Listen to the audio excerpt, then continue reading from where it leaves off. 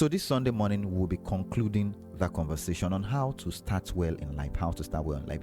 If this is your first time listening, I would encourage you to go up on YouTube and find the previous episodes and try and watch over and over again, because this may just really help. If you have a young person, who perhaps is just starting life out, is just out of university, serving, or just done serving and trying to get a job or trying to start a business, this may just be an important conversation to listen to.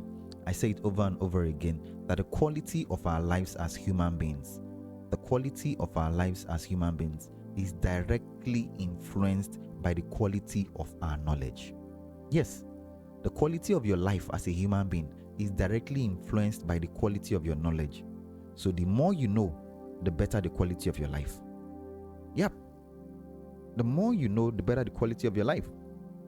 I'm not talking about applying what you know now, because you can't even apply what you don't know, right?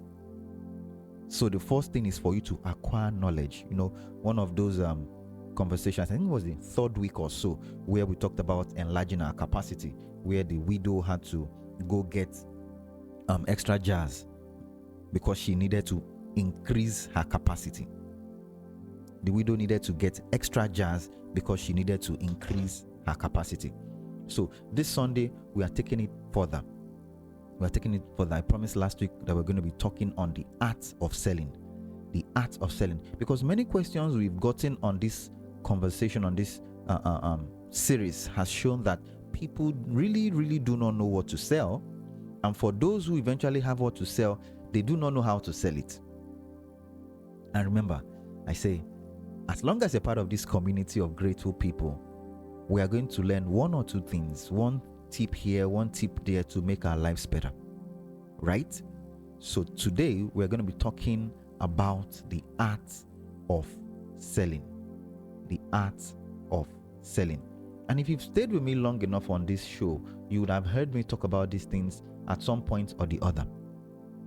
You'd have heard me, mention these things. So it won't be completely new to you. So if it is your first time coming, listening, I say a very big welcome to you. I do not take your joining us this morning for granted. Or if you are watching on YouTube, also big thank you and welcome. So let's dive right into it. I mean, if it was a physical audience now, I'd have asked, what did we learn last Sunday? But then before then, I should also say a big thank you, or a pat on the back, for everyone who sent in messages last week, who requested for the 20 different kind of things you can sell in Lagos, especially. I got quite a number of messages, and it was quite encouraging that people actually are taking this seriously. So if you are one of those, thank you for making that effort to make your life better. I was listening to someone talk yesterday, and then the guy said that someone had to push him. Someone had to keep pushing him. He wanted to do the business he was into. He wanted to get engaged with it, but he didn't have the will. He didn't have the capacity to. The zeal, he just didn't have it. But there was someone, an elderly person, who kept on pushing him, and every day the person would call him to say, okay, what have you done today? And before he could say Jack Robinson, he had moved one step to the next step, and now he's doing very, very well for himself. So sometimes it's not a bad thing for people to push you, to give you a nudge, to gear you to do what you're supposed to do. As a matter of fact, you do well in a community of people of like minds, people who are seeing what you are seeing, who are doing what you are doing, because you become like the people you spend your time with. If you want to know why your life is the way your life is right now, just check out the people that are around you. You would realize that your life is not so different from the people that are around you. So if you want to get a better result in life, you want to change your life, one of the hacks is just to change the people around you. Or you just leave them there and just move to some other place. It is not pride at all. It's not pride. You know what you want to achieve in life. You know what you want to get out of life. And you are not going to shortchange yourself by doing a pity party. By pitying yourself. Are you with me this morning? By doing a pity party to say, hey, what would they say about me? Let's just, 50 years from now, okay, maybe 50 is too far a time. 20 years from now, you'll be in that same situation, that same position, and you'll be regretting that you didn't take a move to change the course of your life. You didn't make a move to change the course of your life. So, let's dive right into it. You've gotten the things you can sell, quite a number of them. Now, how do you actually sell this? How do you take this to the market? How do you get people to buy this off you? And I say to people that many times we want to sell products and we are communicating to our buyers in the way we understand. You want someone to buy something from you and you are saying it the way you like, the way you enjoy it. Imagine you're a food vendor, you sell food, right? You have a shop or a restaurant, and then you make food. And then the recipe you used to make the food is the way you like it, or the way your husband likes it. And your husband tastes it and says, man, this food is sweet. But people come and they complain about it. And you're wondering why you're not selling. You should be more concerned about the people who actually wants to buy your product, not about yourself. Because it's never going to be about you. It's going to always be about your customer. Always. So one way to ensure that you make sales, you sell, is actually to consider what your customer wants and give it to your customer the way he or she wants it. It doesn't matter how you like it in your own house. You know,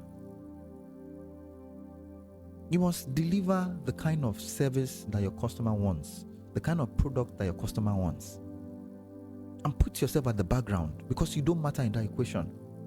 Yes, they say customer is indeed always right, because the person is the person paying you for it. He or she is bringing money out of his pocket to pay you for it. So you must consider what the person wants. Do you understand me? You must care genuinely about the person that you are selling to. You must speak the language that the person understands. Speak in the way the person understands. Imagine you go to a place where you have these people who are maybe on not learned, and then you are speaking this interesting phonetics and they don't understand what you are saying, and you want to sell to them. But somebody else comes to the same place and speaks a language that they understand, cracks all the jokes and then the slangs and everything. They will patronize that person and not you. I'm saying all these things to say you must speak the language that your customer or your potential customer understands. And it boils down to, do you love this person? Do you love human beings? Because if you love a person genuinely, if you love human beings genuinely, you'd want to adjust a bit to accommodate what the human being wants. And at the end of the day, he's going to pay you because the person is going to pay you money. So at the end of the day, you are benefiting from it. So why not just adjust a bit to ensure that the person can buy from you?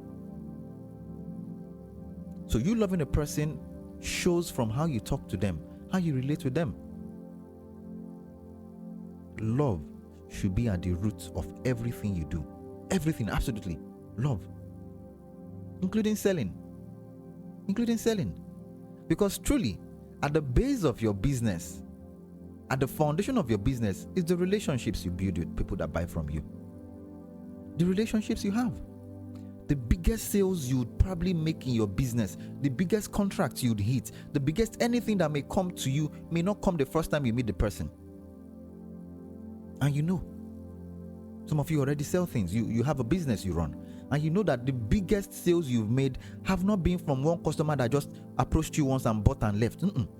Most likely it's from repeat sales.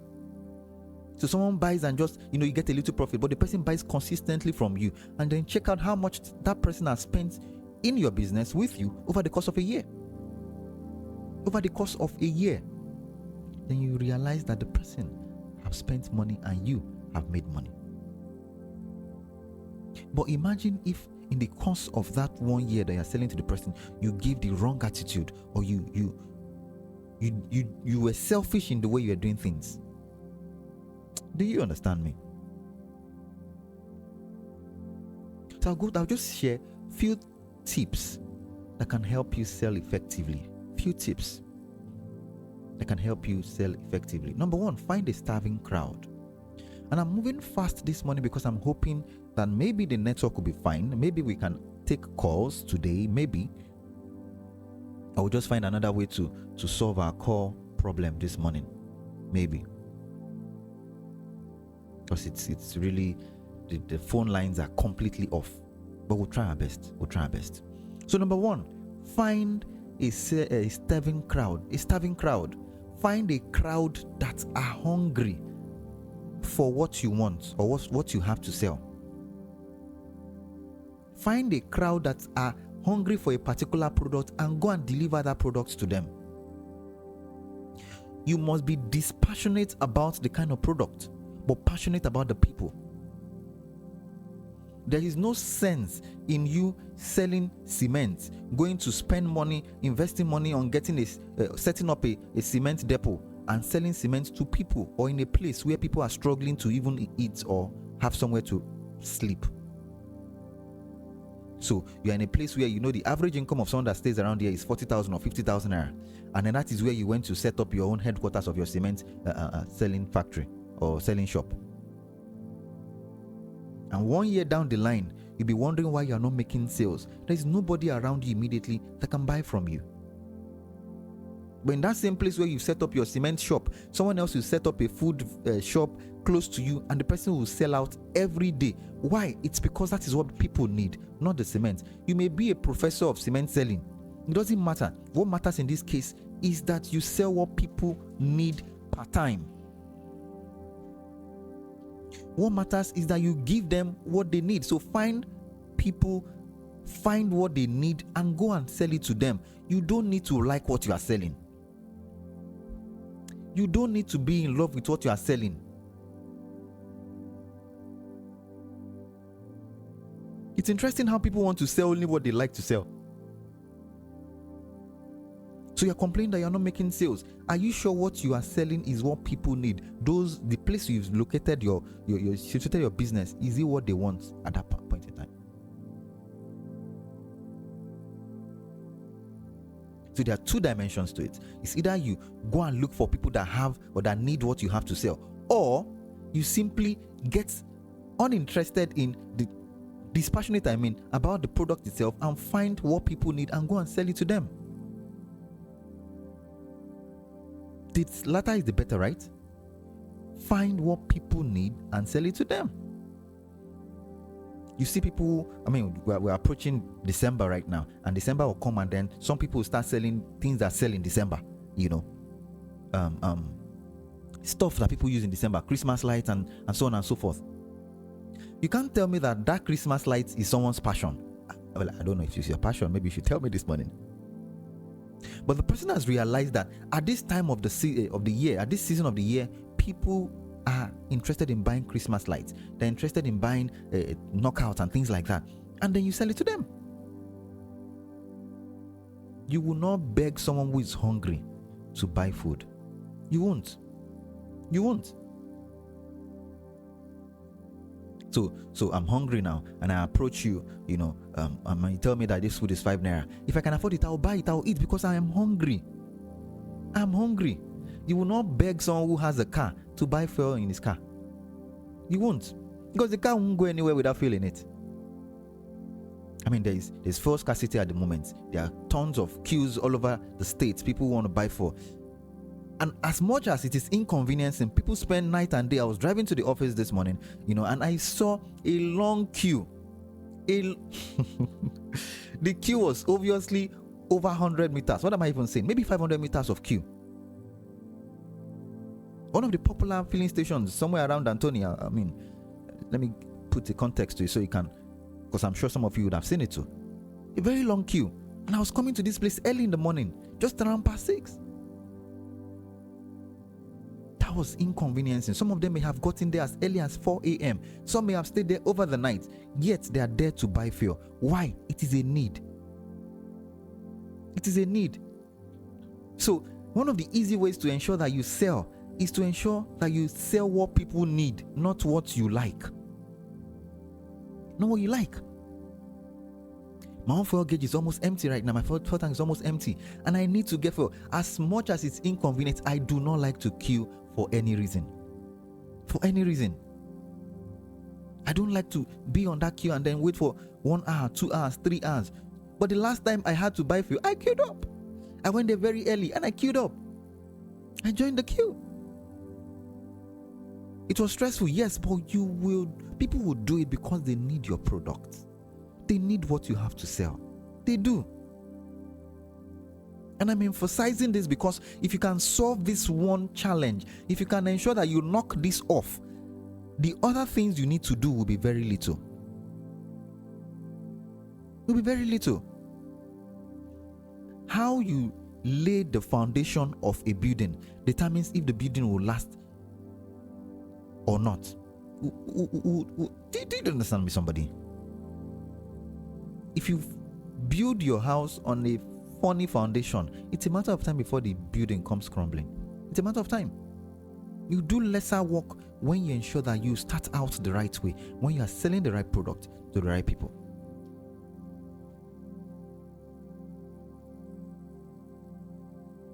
If somebody who made this money, I mean, the fuel situation has even made some people cash out now because they found an opportunity in it. They will do the sacrifice of queuing up, getting the fuel, and they will go and resell, even though that's not encouraged. That's sort of illegal. But then that's what they are doing. So the secret to making sales is to find what people need and you give it to them. And when you give it to them, what they will give you back is not just thank you, because you're not a charity home. They will give you money in their hands, and then you've made a sale. You've made money. A mechanic may never run out of business. A mechanic in Lagos especially may never run out, unless you have a very, very, very, very bad character. Even at that, some people will still patronize you because there are tons of vehicles in Lagos. Just get out of your house one day, or maybe climb one of the bridge, maybe on the Ikorodu Road or somewhere, maybe at 4 Point side, VI, and then just see the amount of vehicles that ply the Lagos roads on a daily. And every of these cars would at some point have issues, and then you need to take it to a mechanic. So there is always a starving crowd. Always a starving crowd. You just need to identify your own starving crowd and serve them what they want. Simple. So for those who got the list last week, and then I was still wondering, these are so many things, over 20 things I can sell here. Which one do I find? First off, people that have a need, and look on that list and check out which of these things can I deliver to these people. See, if you have gotten that sorted, everything is sorted. Everything is sorted. So you need to find your starving crowd. You need to find your starving crowd. And Jesus has exemplified this. Let's look at what Matthew says. Matthew chapter number 5 and verse 1. Matthew chapter number 5 verse 1. This is NLT, New Living Translation. It says, one day as he saw the crowds gathering, Jesus went up on the mountainside and sat down. His disciples gathered around him, and he began to teach. Let me take it again. Matthew 5 verse 1. One day as Jesus saw the crowds gathering, he went up on the mountainside and sat down. His disciples did what? They gathered around him, and he began to teach. Can somebody catch the principle that Jesus just taught us there? First, a whole Jesus. He did what? He saw the crowd. That was the first thing the Bible said. One day, he saw the crowd gathering. He saw people that needed what he had to offer. He saw people that needed his product. He wanted to teach them, right?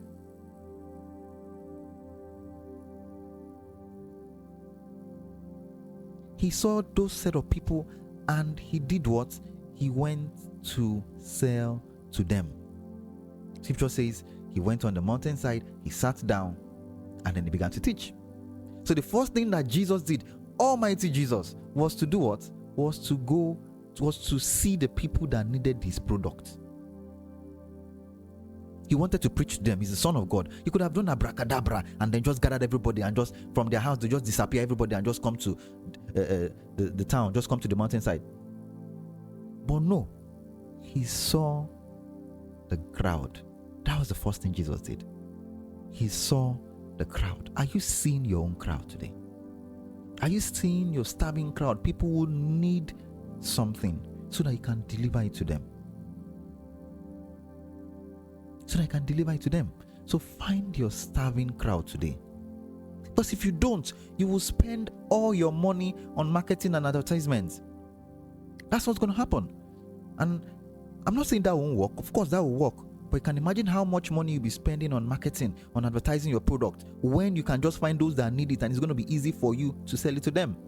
I know a business person who does no form of marketing, not even one, yet he sells out every day. Why? Because he sells to people that really do need what he has. He sells to people that really do need what he has. And how do you know people need it? Start small. Just sell a little. Try it a bit. No matter how grand your idea is, no matter how fantastic your idea is, start small.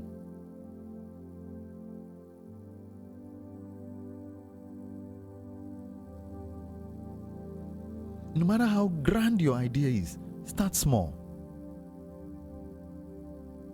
Start small. You may not even have a business plan. You may not even have a business plan. Just start it out. Test it. I remember a couple of years ago, I had an idea and I thought, okay, so let me see. I think this thing is a good idea. Let me see if people will buy. And instead of doing all the razzmatazz that will come with, I just approached my colleagues. So I have this thing. What do you think about it? Will you buy? Will you pay for this?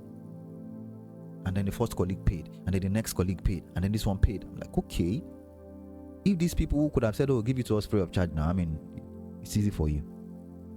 If they paid, it showed me that those who didn't even know me would pay for it. And that was how I started our business. So start small. Start small. Find your starving what? Starving crowd. That is how you know if you would make sales or not. That is how you know if you make sales or not. Many times some people you spend a lot of time, product conceptualization, and then you structure and say, oh, situation before I had this brand, and I'd spent a lot to identify taking. So get those that really need. Almost everything is resolved. But 2, actual value. Deliver actual what? Value.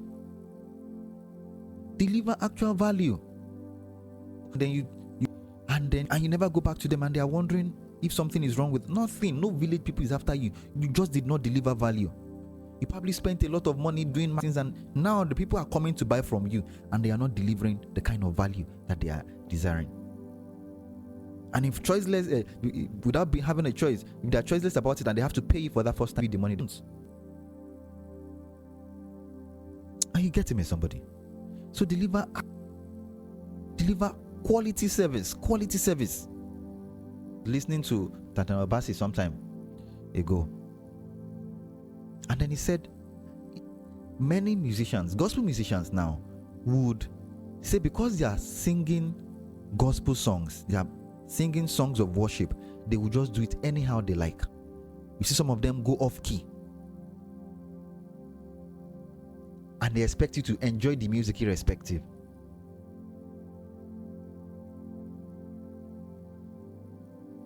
They go off key and they expect you to enjoy the music.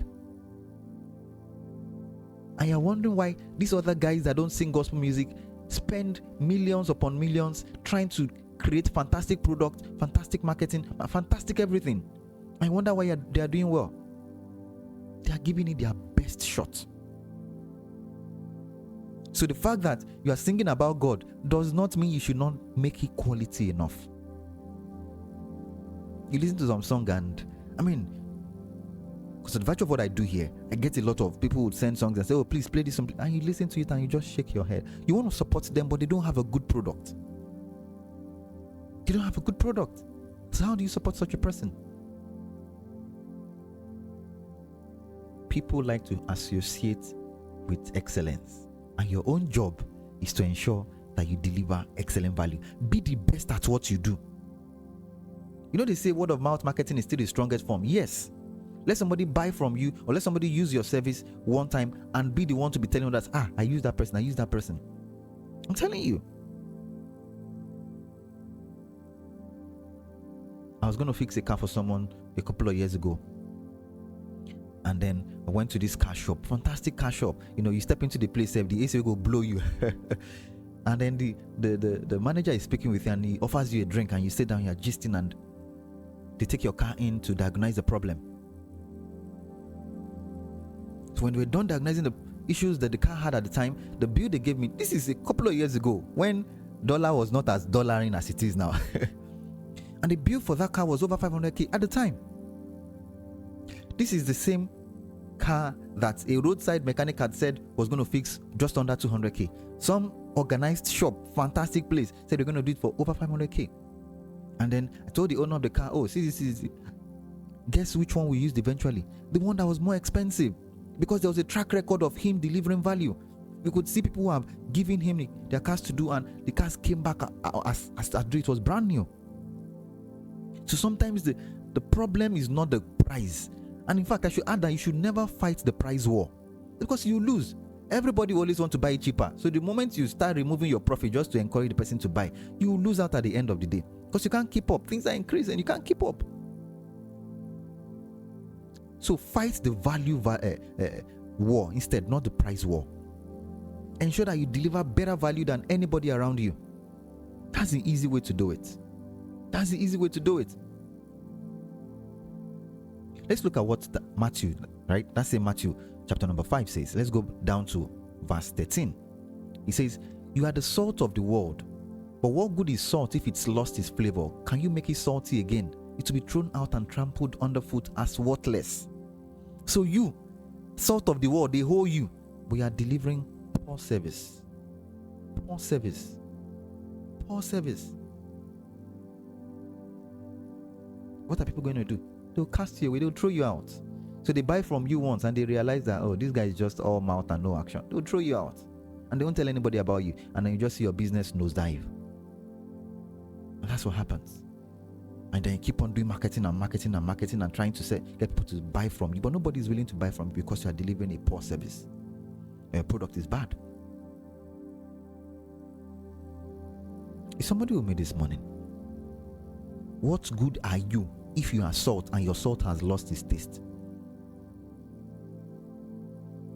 So, deliver actual value.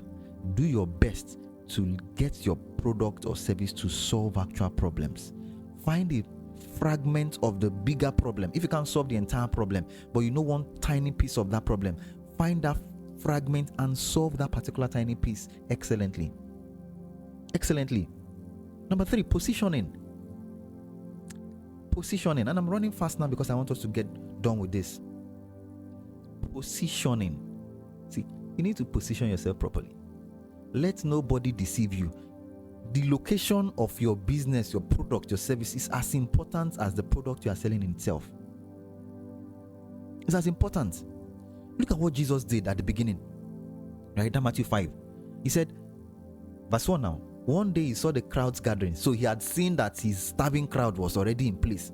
Then the next thing was he went to the mountain side and sat down. Jesus Christ, in his wisdom, went to the mountainside and sat down.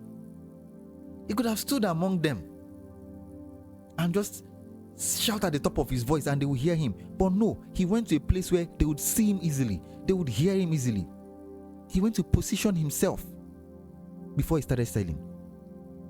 I mean, that was what happened. It says, one day he saw the crowds gathering. Then he went up on the mountainside and sat down. He positioned himself. Then the Bible says that his disciples gathered around him and they began to teach. So him positioning himself was the prerequisite for him beginning to teach. So he didn't teach until he was properly positioned. Jesus Christ did not teach until he was positioned. So you are starting stuff, you want to do something and you are not finding the right place to sit down. Yes, you have the crowd, you know that these people need your product, but you are not staying in a place they can see you. And I've told you over and over, if you've listened to this show long enough, that each time you read Jesus do something or hear that Jesus did something, he's teaching you a principle, he's teaching you how to replicate it in your life. So you're selling engine oil, for instance. And then you carry that engine oil and go to a place where nobody has a car. Or maybe nobody even has a generator that needs engine oil. And 6 months later, you are complaining that your village people are, nobody is doing you. You are just in the wrong place. You're just in the wrong place. But imagine you Okechukwu, for instance, and then you carry that your small table, arrange your engine oil on it, and go beside the filling station where you know cars come in and go out every minute of the day. There's a car coming in and going out. It is easier for you to sell your product than otherwise.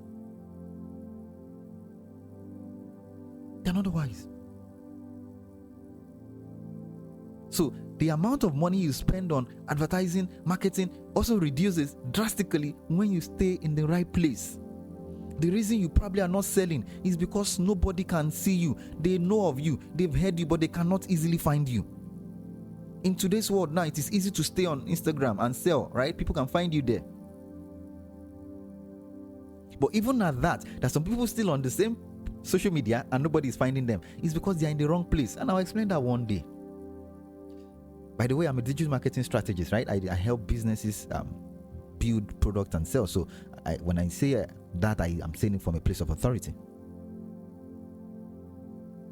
So you need to find your own mountainside to sit and teach or and sell, as Jesus did. He found a mountainside, he sat down, and he began to teach. And he began to teach. So don't be that person who would build a massive building or business and then you locate it or situate it on a place or in a place where nobody can access you. Is somebody who made this money? Scripture says, who lights a candle and then put it under a bowl? Who lights a candle and put it under a bowl? How will people see the light from your candle when you put it under the bushel? Nobody will see it. In the same way, let your light shine so bright before others that they may see your good deeds. Did you hear that? Let your light shine so brightly before others that they may see your good deeds. Put yourself out there. Let people see you.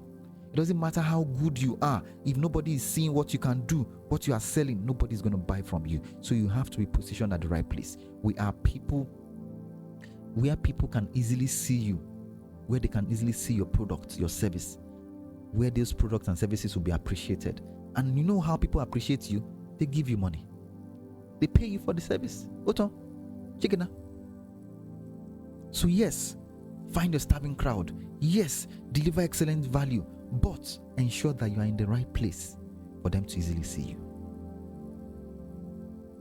If somebody will make this money. Number 4, build relationships. Build relationships. And I'm going to run through these points because our time is fast spent already. Build relationships. The first set of people that will probably patronize you most likely will be people that you know. People that already know you, people that know who you are. If those that already know you are not willing to buy from you, it's a sign that you probably don't have anything valuable to sell. It's either you are trying to sell to the wrong set of people or that thing is not actually a need for people. Remember I said earlier that I had an idea. I wanted to sell something a couple of years ago. And what did I do? I approached my colleagues and they were willing to buy. They were the first set of customers I had. Relationships. So you approach your friend and you say, oh, this is the product I have. Take it and pay me X naira. And then the person says, oh, I'm sorry, I don't think I need this. Oga, think about it very well. 2 things. Either that product is not a need for that particular person, meaning that is the wrong market target audience, or that thing is not even a need. Because sometimes we fantasize about some things and we think they are good ideas, but they are not good ideas because nobody needs them. Nobody needs them, right? So you need to have relationships even with your customers. There are people there is one woman who I buy something from. It's food related. And I've been buying from this same person for how many years now? About 10 years. Even though people have said, oh, our own is expensive, don't buy from her, buy from this other person. But I still buy from that particular person. Why? Because I don't see her as, she's not someone selling something. She has literally become a friend. She doesn't see me as a customer anymore. Sometimes I'll go there and maybe, oh, there is no cash and they can't accept a transfer or something. I said, oh, don't worry, go. When you come next time, you pay me. Simple. She's built relationship with me over the years and I'll keep on buying from her. Even though I now know that her own is more expensive than the other people's, but I still am buying from her. So think long term. When you meet someone for the first time, Try not to sell from the person. Try not to, oh, you just want to do is make money from that person immediately. Calm down. Calm down. Yes, you're going to make money from the person, but the biggest money you're going to make from that person is most likely not from the first sale.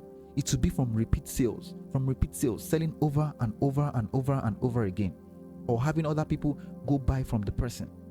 Having other people come buy from you because of the person. Is somebody listening to me this morning? So when you sell over and over and over and over to one person, imagine how much profit you've made from that one person. So each time you see a human being, don't just see someone that's going to give you money and go. No, see a relationship that you can cultivate so that you can generate fruits. And that fruit, of course, is money. Is money. Is money. And Jesus Christ also showed us that. He says after he had seen the crowd and he had went up the mountainside, he said his disciples gathered around him. So the first set of people that were seated around him to listen to him were his own people. They were his own people.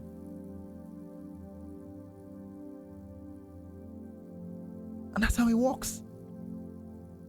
His own people he had built a relationship with. So you have a product you're selling. Nobody in your house knows that you're selling this product. Nobody on your street knows you're selling this product. Nobody on your WhatsApp knows that you're selling this thing.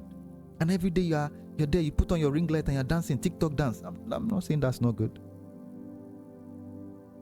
But ensure that you maximize the relationships you have. Some people have 1,000 contacts on their phone and they have something to sell and they can't get 10 people to buy from them. Are you with me this morning? Your first market are the people that are around you. And then the next market are those who will come around you that you need to turn into healthy relationships, not just trying to sell to them, but building relationships out of them, because that is how you make money from them. Jesus went up the mountainside and he sat down. And then his disciples did what? They gathered around him. They were the first partakers, even though they knew Jesus. Some of us are still used to people around us that we commonize what it is that they sell. We commonize what it is that they offer. These guys had heard Jesus talk over and over and over again. They knew his value, but they still went close to him to listen to him. His disciples. Do people buy stuff from you and then they go from just being customers, become clients, acquaintances, becoming friends? And that's how you build your network. That's how you build your network. I'm going to give us just one more point before I head on this morning. Just one more point. Number 5 now. Persistence. Persistence.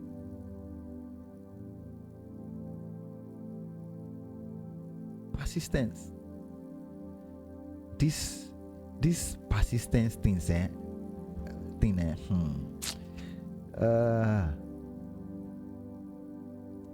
it may just be what separates you from every other person. What separates you from everybody else that makes sales? This persistence. Are you with me? Because you may have gotten your starving crowd. Number 2, you may have done what delivered actual value. You may have gotten the right position. You may even have people around you who can buy from you, but they may not be buying. After all these things are said and done, they may not be buying. The thing you need is persistence. Persistence. Jesus Christ was teaching a parable in the book of Luke chapter number 11 and verse 8. He says, but I tell you this, though he won't do it for friendship's sake. So even those that already know you, right? Though he won't do it for friendship's sake, if you keep knocking long enough, he will get up and give you whatever you need because of your shameless persistence. Hey, shameless persistence. That's what you need. So you are trying to get this person to buy from you and he's not willing to buy. He's not willing to buy. Let me read that particular verse so that let me go back to chapter number 5. Verse 5. He says, then teaching them more about prayer, Jesus used this story. He said, suppose you went to a friend's house at midnight wanting to borrow 3 loaves of bread. You said to him, a friend of mine has just arrived for a visit and I have nothing for him to eat. And suppose he calls out from his bedroom, don't bother me. The door is locked for the night and my family and I are in bed. I can't help you. Verse 8 says, but I tell you this, though he won't do it for friendship's sake, if you keep knocking long enough, He will get up and he will give you whatever you need because of your shameless persistence. That's a strong principle of persistence that Jesus taught there. So you go to your friend's house, or you try to sell something to your friend, and he's not willing to buy from you. And you keep on knocking and knocking and knocking. We all go to the market. And I love my Igbo brothers. You see this, and you are not even looking in his direction. He will come to you. What do you want to buy? Is it this one? I have this one. This person may not have a shop. It's happened to me before. I told him what I wanted. He didn't have it, but he kept on helping and pushing until I bought from him. This guy made profits off me without having a product of his own, just by shameless persistence of no, let me go sell them for. Do you understand what I'm saying?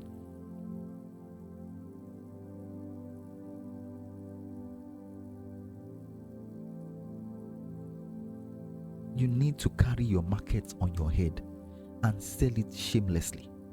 Shamelessly. That's what that scripture says. But the key word there for me is not even shameless this morning. It's persistence. To keep on doing it. Statistics show that 80% of sales happen after the 5th call. Meaning you have tried to do. You see people who would say, I don't like when people say no to me. I can't handle rejection well. Hunger never wire you.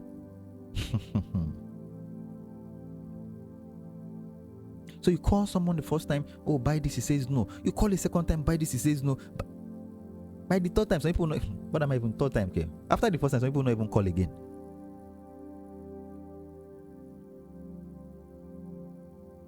But statistics is telling us this morning that you have to keep on selling and selling and selling and selling until the person eventually buys. So 80% of your sales will come after the 5th attempt to sell.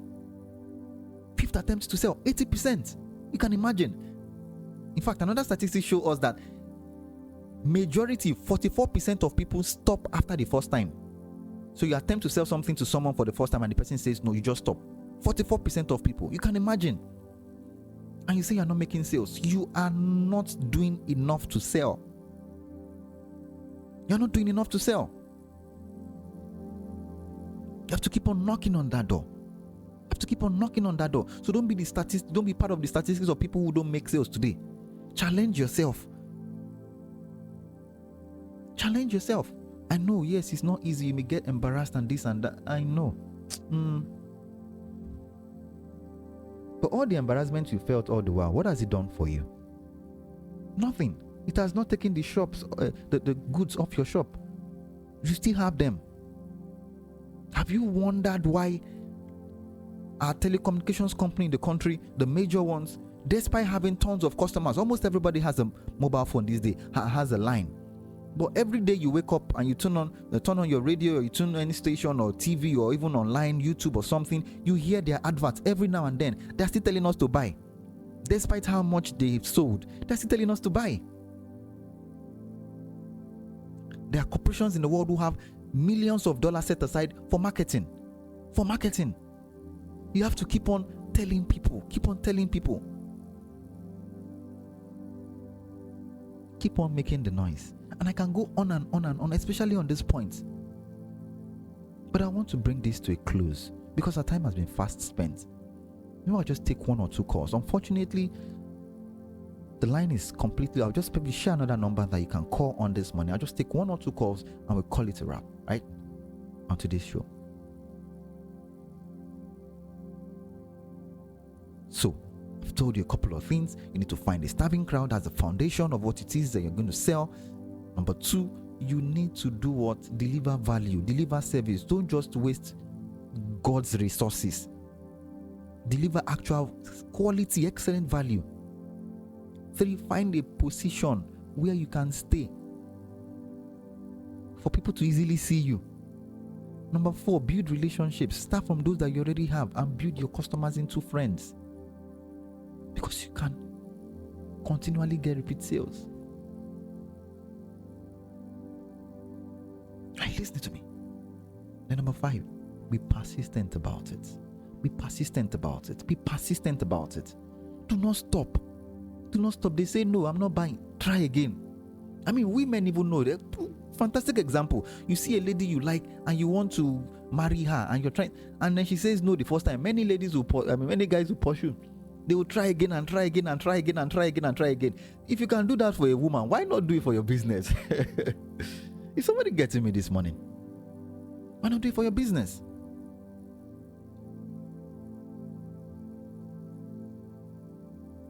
And I pray God will help us in Jesus' name.